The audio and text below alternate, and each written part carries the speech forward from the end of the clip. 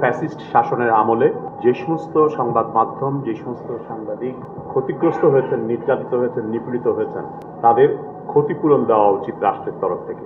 জীবনের কোনো মূল্য নির্ধারণ করা যায় না, শহীদদের পরিবারের আমরা কোনো ক্ষতিপূরণ দিতে পারি না, কিন্তু তাদের আর্থিক সহায়তা দেওয়ার একটা দায়িত্ব রাষ্ট্রের রয়েছে। সেই দায়িত্বটা রাষ্ট্র পালন করবে, এটা আমরা আশা করি। আর যারা ক্ষতিগ্রস্ত হয়েছেন, নির্যাতিত হয়েছেন, নিপীড়িত হয়েছেন, মাসের পর মাস বন্দি জীবন কাটাতে হয়েছে, যাদের পরিবার অনিশ্চয়তায় মধ্যে পড়েছে, মামলার মুখে পড়েছে, মামলা যে পরিমাণে ব্যয়বহুল, সেই ব্যয় বহন করার ক্ষমতা যাদের নেই, তাদেরকে ক্ষতিপূরণ দেওয়ার দায়িত্ব সরকারের রয়েছে এবং আমরা আশা করি সরকার সেই কাজটা করবেন। তাহলে অনেক কষ্ট অন্তত তাদের লাঘব হবে।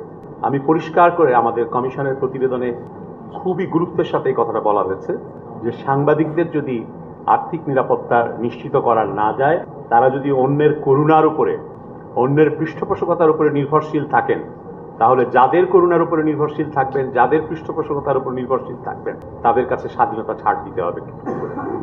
স্বাধীন সাংবাদিকতার স্বাধীনতা ওখানেই শেষ। গণমাধ্যম প্রতিষ্ঠানগুলোর কথাও আমি বলেছি যে গণমাধ্যম প্রতিষ্ঠানগুলোও যদি টেকসইভাবে চলতে না পারে, গণমাধ্যমের ব্যবসা আলু তরকারির ব্যবসার মতন নয়, বা ওই সিমেন্ট কিংবা টিস্যু পেপার বানানোর ব্যবসা নয়, যেটা লাভজনক হতে হবে, অতিমাত্রায় লাভজনক হতে হবে, অত লাভের বিষয় নেই। ব্যাংক বা ইন্স্যুরেন্স কোম্পানির মতন উচ্চ হারে আমার লাভ অর্জন করতে হবে, এমন লাভের ব্যবসা এটা নয়। কিন্তু সংবাদ মাধ্যমকেও টিকে থাকার মতন আয় রোজগার করতে হবে, নিজেদেরকে স্বাবলম্বীভাবে চলার মতন আয় রোজগার করতে হবে।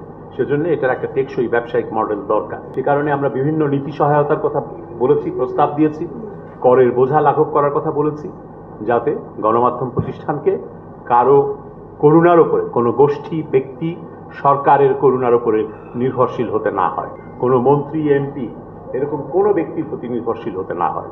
কারণ গণমাধ্যম প্রতিষ্ঠানও যদি এরকম পৃষ্ঠপোষকতার উপর নির্ভরশীল থাকে, কারো করুণার উপর নির্ভরশীল থাকে, তাহলে তার স্বাধীনতা একটু একটু করে ক্ষয় হবে, কমবে, ছাড় দিতে হবে এবং স্বাধীন গণমাধ্যমের চেহারা আমরা কখনোই দেখব না। সাংবাদিকদের আর্থিক নিরাপত্তার প্রশ্নে আমাদের এখানে সাংবাদিক ইউনিয়নের পক্ষ থেকে বলা হয়েছে আমি ওয়েজ বোর্ডের কথা বলিনি। ওয়েজ বোর্ডের কথা আমাদের প্রতিবেদনে না থাকলেও ওয়েজ বোর্ড নিয়ে যে মামলা আছে, আমরা জানি বাংলাদেশের আদালতের অবস্থা কি। সেই মামলার দীর্ঘসূত্রিতায় এই জিনিস কতদিনে নিষ্পত্তি হবে তার কোনো নিশ্চয়তা নেই, কোনো আশা ভরসা নেই। তো সেরকম পরিস্থিতিতে আমি ওয়েজ বোর্ডের কথা বললে কিছুই আসা যায় না, ওটা ওই আদালতের প্রক্রিয়ার মধ্যেই থাকবে। কিন্তু আমরা বলেছি যে যে কোনোভাবে যত দ্রুত সম্ভব সরকার যে নীতি সহায়তাগুলো ঘোষণা করবে তার সাথে সম্পর্কিতভাবেই সাংবাদিকদের ন্যূনতম বেতনের ব্যবস্থাটা নিশ্চিত করতে হবে এবং সাংবাদিকদের সেই ন্যূনতম বেতন কত হতে হবে সেটাও আমরা বলেছি যে সরকারি প্রথম শ্রেণীর কর্মকর্তাদের যে বেতন নবম স্কেলের সমতুল্য বেতন হতে হবে। আমরা তার যৌক্তিকতা হিসাবেও ব্যাখ্যা দিয়েছি যে আপনারা যদি অষ্টম ওয়েজ বোর্ড বাস্তবায়ন করে থাকেন 10 বছর আগে, আর এই 10 বছরে যদি নিয়মিত ইনক্রিমেন্টগুলো দেওয়া হয়ে থাকে, তাহলে তার এমনিতেই ওই সরকারের নবম গ্রেডের বেতনের সমপরিমাণ বেতন হওয়ার কথা। সুতরাং একটা ন্যূনতম ফ্লোরের কথা যেটা বলা হয়েছে বেতনের জাতীয় পর্যায়ে সাংবাদিকদের জন্য, সেটা কার্যকর করতে পারলে সাংবাদিকদের আর্থিক নিরাপত্তার নিশ্চয়তা হবে এবং সেটা নিশ্চিত করতে পারলে সেই আলোকে আপনার একই সাথে আমরা সংবাদ মাধ্যমের জন্য, গণমাধ্যমের জন্য যে সমস্ত নীতি সহায়তার প্রস্তাব দিয়েছি তাতে এটা অসম্ভব কিছু না, এই বাস্তবায়ন করা সম্ভব এবং করে সেভাবেই টেকসই সংবাদ মাধ্যম টিকে থাকতে পারবে।